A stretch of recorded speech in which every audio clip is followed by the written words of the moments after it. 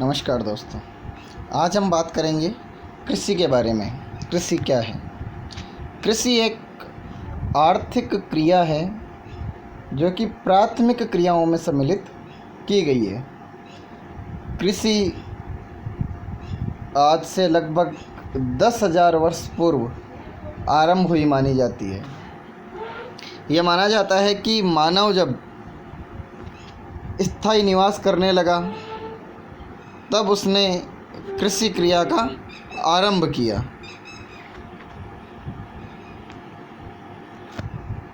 और कृषि के माध्यम से मानव ने अपने विकास के मार्ग पर आगे बढ़ना शुरू किया। तो आइए आज हम बात करते हैं कृषि के बारे में। कृषि की परिभाषा जानने से पहले हम यह समझ लें कि कृषि कार्य करना कोई आसान कार्य नहीं है। कृषि का क हटाएं तो शब्द आता है ऋषि। जिस प्रकार ऋषि कठोर साधनाओं से विभिन्न प्रकार की सिद्धियां प्राप्त करते हैं, उसी प्रकार एक किसान कृषि करके विभिन्न प्रकार की फसलें इस संसार हेतु उत्पादित करता है।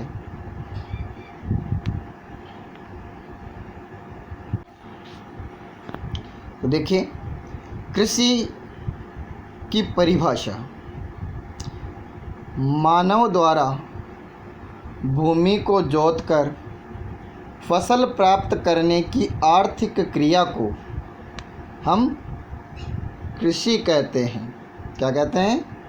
कृषि कहते हैं। हमने पीछे के अध्यायों में ये बात की थी कि संपूर्ण विश्व का भौतिक स्वरूप, सामाजिक स्वरूप, आर्थिक दशा व जलवायु समान नहीं है। इसी कारण से विश्व के विभिन्न भागों में विभिन्न प्रकार की कृषि प्रणालियाँ पाई जाती हैं। देखिए, यहाँ पर भी इस बुक में भी यही लिखा हुआ है कि विश्व में विभिन्न भौतिक, सामाजिक व आर्थिक दशाएं कृषि कार्य को प्रभावित करती हैं और इसी कारण कई प्रकार की कृषि प्रणालियाँ दिखाई देती हैं। तो आगे के वीडियो में हम अब ये देखेंगे कि कौन कौन सी कृषि प्रणालियाँ हैं। तो सबसे पहले हम जिस कृषि की बात कर रहे हैं वह है निर्वाह कृषि। कौन सी है? निर्वाह कृषि। निर्वाह का अर्थ क्या होता है? निर्वहन करना। इसलिए इस कृषि के नाम से ही ये स्पष्ट हो जाता है कि इस प्रकार की कृषि जो किसान अपने परिवार के भरण पोषण हेतु करता है उसे हम निर्वाह कृषि करते हैं। और इस कृषि में वह स्थानीय उत्पादों का ही उपयोग करता है। बाहर से वह कोई ज़्यादा संसाधन इकट्ठे नहीं करता। और इस कृषि को हम दो भागों में विभाजित कर देते हैं। कितने भागों में? दो भागों में। पहले बात करें तो पहली आती है आदिमकालीन निर्वहन कृषि। आदिमकालीन निर्वहन कृषि को हम स्थानांतरणशील कृषि भी कहते हैं। स्थानांतरणशील कृषि नाम से ही ये स्पष्ट हो जाता है कि स्थानांतरण का मतलब क्या है? स्थान परिवर्तित करते रहना। स्थान बदल बदल कर जो कृषि की जाती है उसे हम स्थानांतरित कृषि कहते हैं। और ये मुख्य रूप से कहाँ की जाती है? उष्णकटिबंधीय क्षेत्रों में। कहाँ की जाती है? उष्णकटिबंधीय क्षेत्रों में की जाती है। यहाँ पर अधिकांश विश्व की प्रमुख जनजातियाँ निवास करती हैं और ये कृषि जनजातियों द्वारा ही की जाती है। हमने पीछे जनजातियों का जब चैप्टर पढ़ा था उसमें हमने भील जनजाति व गौंड जनजाति द्वारा की जाने वाली विभिन्न स्थानांतरित कृषियों की बात की थी, जिसमें पेंडा कृषि, दजिया कृषि, चिमाता कृषि, ये सब स्थानांतरित कृषि के ही रूप हैं। इसलिए यहाँ पर भी यही कहा गया है कि यहाँ आदिम जाति के लोग ये कृषि करते हैं। कौन करते हैं? आदिम जाति के लोग। और इसका जो प्रमुख क्षेत्र है वो अफ्रीका, दक्षिणी एवं मध्य अमेरिका का उष्णकटिबंधीय भाग एवं दक्षिण पूर्वी एशिया है। अब स्थानांतरित कृषि करने का तरीका क्या है? तो स्थानांतरित कृषि करने से पहले किसी स्थान की पुरानी वनस्पति को, जंगल को पूर्ण रूप से जला दिया जाता है। क्या कर दिया जाता है? जला दिया जाता है। और जलाकर वहाँ पर कृषि योग्य भूमि प्राप्त की जाती है।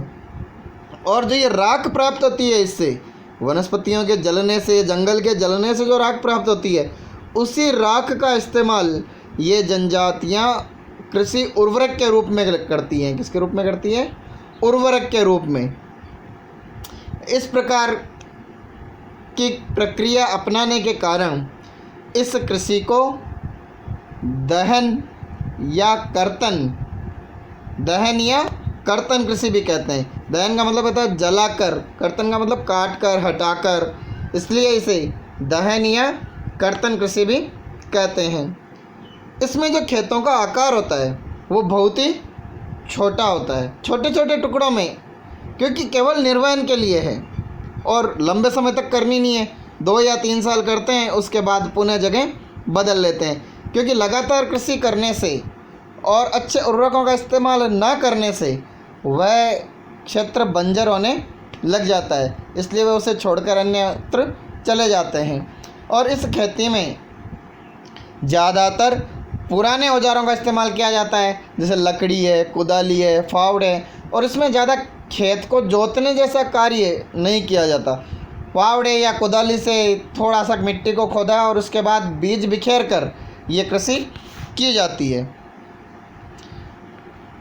3 से 5 वर्ष में मिट्टी का उपजाऊपन कम हो जाता है, तो ये लोग स्थान बदल लेते हैं और नए स्थान पर कृषि कार्य करने लगते हैं। और कुछ समय पश्चात जब प्राकृतिक रूप से उस क्षेत्र की उपजाऊ क्षमता पुनः बढ़ जाती है, तब ये लोग पुनः वहाँ पर लौट आते हैं। अब इस कृषि में एक बहुत ही बड़ी समस्या है, वह है इसके स्थानांतरण व भूमि प्राप्त करने हेतु जंगलों को जलाना। जंगलों को जलाने की वजह से लगातार वन क्षेत्र कम होता जा रहा है और भूमि की उर्वरक क्षमता में कमी आती जा रही है, जिससे वनों की जो मात्रा है वो लगातार घटती जा रही है। अब इसके कुछ विभिन्न नाम हैं, इसे अलग अलग क्षेत्रों में अलग अलग नामों से जाना जाता है। जैसे 3-4 नाम तो उन पीछे पड़ के हैं, दजिया, चिमाता, पेंडा। उसी प्रकार विश्व के अलग अलग देशों में इसे अलग अलग नामों से जाना जाता है। जैसे भारत की बात करें तो भारत के उत्तर पूर्वी राज्यों में इसे झूमिंग, मध्य अमेरिका व मैक्सिको में इसे मिल्पा, मलेशिया व इंडोनेशिया में इसे लादांग नाम से जाना जाता है। अब आगे बात करें तो आदिम निर्वाह कृषि का दूसरा भाग है गहन निर्वाह कृषि। यह कृषि निर्वाह कृषि का एक रूप है, लेकिन इसमें कृषि गहनता का ध्यान रखा जाता है और यह मुख्य रूप से मानसून क्षेत्र जो है, जैसे मानसून एशिया के घने बसे देशों में, क्योंकि जहाँ पर जनसंख्या अधिक होगी वहाँ पर कृषि उत्पाद ज़्यादा मात्रा में चाहिए होंगे, इसलिए छोटी भूमि से अधिक फसल उत्पादित करने की क्रिया को अंजाम दिया जाता है और उसी क्रिया को गहन निर्वाह कृषि के नाम से जाना जाता है। अब गहन निर्वाह कृषि जो है वह 2 प्रकार की है। कितने प्रकार की है? 2 प्रकार की। पहली जो है वह है चावल प्रधान। कौन सी है? चावल प्रधान गहन निर्वहन कृषि। अब चावल प्रधान कृषि जो है यह भारत में बहुतायत से की जाती है, क्योंकि भारत में सबसे ज़्यादा खाया जाने वाला खाद्यान्न जो है वो चावल है। चावल भारत के दक्षिणी राज्यों में पूर्वी राज्यों में प्रमुखता से खाया जाता है और तटीय क्षेत्रों में भी मछली के साथ चावल ही प्रमुखता से खाया जाता है। इसलिए ये एक बहुत ही प्रमुख कृषि है। इसकी प्रमुख फसल, अब नाम ही है चावल प्रधान, तो सबसे प्रमुख फसल क्या हो गई? चावल हो गई। और अधिक जनसंख्या घनत्व के कारण खेतों का आकार छोटा होता है और कृषि कार्य में कृषक का संपूर्ण परिवार लगा रहता है। भूमि का गहन उपयोग होता है और इस क्षेत्र में यंत्रों की अपेक्षा मानव श्रम को अधिक महत्व दिया जाता है और भूमि की उर्वरकता बनाए रखने के लिए इसमें मुख्य रूप से जैविक खादों का इस्तेमाल किया जाता है, जिसमें गोबर की खाद या वनस्पति के सड़े गले पत्तों से हरी खाद का निर्माण करके उसका उपयोग किया जाता है। देखिए यहाँ गोबर की खाद व हरी खाद का उपयोग विशेष रूप से किया जाता है। यहाँ पर प्रति हेक्टेयर उत्पादन तो अधिक होता है क्योंकि भूमि का आकार छोटा है और कृषि गहनता अधिक है, लेकिन प्रति व्यक्ति जो उत्पादन है वो कम होता है क्योंकि इसमें कम भूमि पर अधिक लोग निर्भर रहते हैं। इसलिए कृषि गहनता होते हुए भी प्रति व्यक्ति उत्पादन क्या रहता है? कम रहता है। अब दूसरा है, हम इसे चावल रहित भी कह सकते हैं या गेहूं प्रधान कृषि भी कह सकते हैं। क्या कह सकते हैं? गेहूं प्रधान कृषि। मानसून एशिया के अनेक भागों में उच्चावच जलवायु, मृदा व अन्य भौगोलिक कारकों की भिन्नता के साथ धान की फसल उगाना संभव नहीं है। इसलिए वहाँ पर अन्य प्रकार की फसलें उगाई जाती है जिनमें प्रमुखता से गेहूं का उत्पादन किया जाता है। इसलिए इस कृषि को गेहूं प्रधान कृषि कहा जाता है। उत्तरी चीन, मंचूरिया, उत्तरी कोरिया, उत्तरी जापान में गेहूं, सोयाबीन, जौ व सोरपम बोया जाता है। भारत में भी सिंध गंगा के मैदान के पश्चिमी भाग में गेहूं व दक्षिण पश्चिमी शुष्क प्रदेश में ज्वार व बाजरा प्रमुखता से उगाया जाता है। यहाँ देखिए मानचित्र दिया गया है। इस मानचित्र में गहन निर्वहन कृषि का क्षेत्र दिया गया है।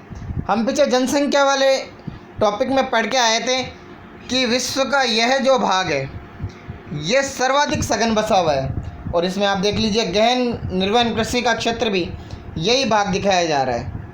इसलिए कृषि गहनता जो है वो अत्यधिक जनघनत्व वाले क्षेत्रों में अपनाई जाती है। इस कृषि की अधिकतर विशेषताएं वही हैं जो चावल प्रधान कृषि की हैं। केवल अंतर यह है कि इसमें सिंचाई की जाती है क्योंकि चावल की फसल जो है वो वर्षा के दिनों में उगाई जाती है, इसलिए उसे कृत्रिम रूप से सिंचाई की आवश्यकता नहीं होती। जबकि गेहूं की फसल जो है वो सर्दियों में बोई जाती है और सर्दियों में इतनी अधिक वर्षा नहीं होती, इसलिए इसमें सिंचाई की आवश्यकता होती है। और सिंचाई शब्द की परिभाषा की बात करें तो वह होती है कि किसी क्षेत्र में फसलों को कृत्रिम रूप से जब जल प्रदान किया जाता है तो इस कृत्रिम रूप से जल देने की क्रिया को क्या कहा जाता है? सिंचाई कहा जाता है। अब अगली कृषि प्रकार की बात करें तो यह एक विशेष प्रकार का कृषि प्रकार है। इसमें खेतों का आकार बहुत बड़ा होता है और एक खेत में एक ही प्रकार की फसल बोई जाती है, इसलिए इसे रोपण कृषि कहते हैं। क्या कहते हैं? रोपण कृषि, या इसे हम एकल फसली कृषि भी कहते हैं, या इसे हम बागाती कृषि के नाम से भी जानते हैं। इस कृषि का उद्भव जो है वो उपनिवेशीकरण के कारण आरंभ हुआ था। उपनिवेश काल में इस प्रकार की कृषि को आरंभ किया गया था। अंग्रेजों ने अपने उपनिवेशों में कमाई के लिए विभिन्न प्रकार की वाणिज्यिक फसलों का उत्पादन करना आरंभ किया, जिसमें चाय, कहवा, गन्ना जैसी फसलें प्रमुख हैं। इस कृषि को बहुत बड़े क्षेत्रों में, बड़े बड़े खेतों में किया जाता है। देखिए आगे बात करते हैं अपन, ये किसके द्वारा शुरू की गई? तो यूरोपीय लोगों द्वारा इस कृषि का आरंभ अपने उपनिवेशों में किया गया था और इसका प्रमुख उद्देश्य जो था वो लाभोन्मुख था, अर्थात पैसे कमाना था। इसकी जो प्रमुख फसलें हैं चाय, कॉफ़ी, कोको, रबड़, कपास, गन्ना, केला व अनानास इसकी प्रमुख फसलें हैं। और इसकी विशेषताओं के बारे में हम पीछे भी बात कर चुके हैं और देखते हैं कि NCERT की बुक्स में भी दिया गया है कि इसमें क्षेत्र का आकार जो बहुत ही विस्तृत होता है, अर्थात बहुत बड़े बड़े खेत होते हैं, अर्थात 250 से लेकर 1600 एकड़ तक के खेत इसमें मिलते हैं। इसमें अधिक पूंजी, क्योंकि अब लाभ कमाना है तो लाभ कमाने के लिए पहले पूंजी लगानी ही पड़ती है, तो इसमें अधिक पूंजी की आवश्यकता होती है। उच्च प्रबंधन, क्योंकि बड़ी ही बारीकी से इस कृषि का प्रबंधन करना पड़ता है कि किस क्षेत्र में कौन सी फसल की मांग अधिक है और उसे किस प्रकार से उत्पादित किया जा सकता है और उसे किन किन प्रकार की सुविधाओं की आवश्यकता है, कौन सी खाद डालनी होगी, कितना मानव श्रम चाहिए होगा, कितने तकनीकी साधन चाहिए होंगे, इन सब का उचित प्रबंधन करना होता है। क्योंकि इसमें वैज्ञानिक विधियां भी अपनाई जाती है, क्योंकि जब लाभ कमाना है तो हमें उत्पादन भी अधिक लेना होगा और उत्पादन अधिक लेने के लिए वैज्ञानिक विधियों का उपयोग किया जाता है। और इसमें एक बार में एक ही फसल उगाई जाती है, इसलिए इसे एकल फसली कृषि भी कहते हैं।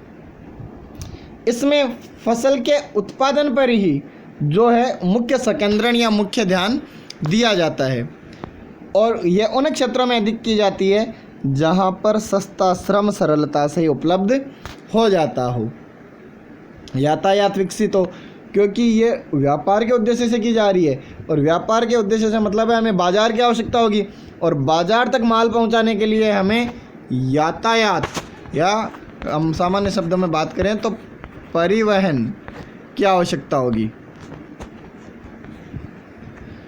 फ्रांस के लोगों ने पश्चिमी अफ्रीका में कॉफ़ी व कोकोआ के पौध लगाई थी और इन्होंने ब्राज़ील में भी इन्हीं चीज़ों की पौध लगाई थी और वहाँ पर इन बागानों को फेजेंडा, क्या कहा जाता है? फेजेंडा। ब्रिटेन वासियों ने भारत व लंका में चाय के, इन मलेशिया में रबड़ के बाग, पश्चिमी द्वीप समूह में गन्ने व केले के बाग विकसित किए। स्पेन एवं अमेरिका के लोगों ने फिलीपाइंस में नारियल व गन्ने के बागान लगाए। इंडोनेशिया में एक समय में गन्ने की कृषि में हॉलैंड वासियों का एकाधिकार था। ब्राज़ील में अभी भी कुछ कॉफ़ी के बागान हैं जिन्हें फेजेंडा कहा जाता है और ये यूरोप वासियों के नियंत्रण में बताए जाते हैं। हालांकि काफ़ी बागानों पर अब ब्राज़ील की सरकार का अधिकार हो गया है, लेकिन फिर भी ये माना गया है कि अभी भी वहाँ पर कुछ ऐसे बागान हैं जिन पर यूरोप वासियों का अधिकार है, जिन्हें फेजेंडा कहा जाता है। वर्तमान में अधिकतर बागानों का स्वामित्व देशों की सरकार एवं नागरिकों के नियंत्रण में है। अगली कृषि है विस्तृत वाणिज्य अनाज कृषि। नाम देखिए, विस्तृत अर्थात बहुत बड़े क्षेत्र में, वाणिज्य अर्थात व्यापार, अनाज कृषि अर्थात बहुत बड़े क्षेत्र में व्यापार के उद्देश्य से की जाने वाली अनाज की कृषि को विस्तृत वाणिज्य अनाज कृषि कहा जाता है। यह मुख्य रूप से मध्य अक्षांशों के आंतरिक अर्ध शुष्क प्रदेशों में की जाती है और इसकी जो प्रमुख फसल है वो क्या है? गेहूं है। और इस कृषि में बड़ी मात्रा में पूंजी की आवश्यकता होती है, खेतों का आकार बड़ा होता है और अत्याधुनिक यंत्रों के माध्यम से ये कृषि की जाती है। गेहूं के साथ में इसमें मक्का, जौ, राई एवं जई और कुछ चारा फसलों का उत्पादन भी किया जाता है। इसमें खेतों का आकार बड़ा होता है तब फसल बोने व काटने तक के सभी कार्य बड़े बड़े यंत्रों के द्वारा किए जाते हैं। इसमें प्रति एकड़ उत्पादन तो कम होता है क्योंकि आकार बहुत बड़ा है, लेकिन इस पर डिपेंड लोगों की संख्या कम है, इसलिए प्रति व्यक्ति उत्पादन क्या होता है, अधिक होता है। यहाँ देखिए वाणिज्य अनाज कृषि मैप के माध्यम से देखते हैं तो देखिए विश्व के जो विकसित क्षेत्र हैं वहाँ पर यह कृषि की जा रही है। जैसे यहाँ